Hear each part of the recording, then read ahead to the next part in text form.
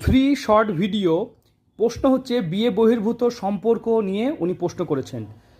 যদি কোনো হাতে দেখেন যে বিবাহ রেখা, এই যে বিবাহ রেখা, তারপরে আরেকটা রেখা থাকে, তাহলে এটা মানে বিয়ে বহির্ভূত সম্পর্কে নির্দেশ করে বা সেকেন্ড ম্যারেজকে নির্দেশ করে। অথবা যদি দেখা যায় এরকমভাবে এরকম সাইন করে, মানে ওয়াইয়ের মতো সাইন করে, সেটাও কিন্তু বিয়ে বহির্ভূত সম্পর্ককে নির্দেশ করে। একাধিক ফাংরি থাকতে পারে, এটা নারী পুরুষ উভয় হাতে থাকতে পারে। ছেলেদের ডান হাতটা দেখতে হয়, মেয়েদের বাম হাতে দেখতে হয়। আপনার প্রশ্ন ছিল আপনার এরকম কেন হলো, এই রেখাটার কারণে হয়েছে। এবং হাতে চন্দ্র কিন্তু আপনার খুবই ছোট ছোট রেখা, মানে আপনি খুব আবেগী, চন্দ্র খুব দুর্বল আপনার, তাই নিজের আবেগকে ধরে রাখতে পারেননি, তার জন্য এরকম ঘটনা ঘটেছে।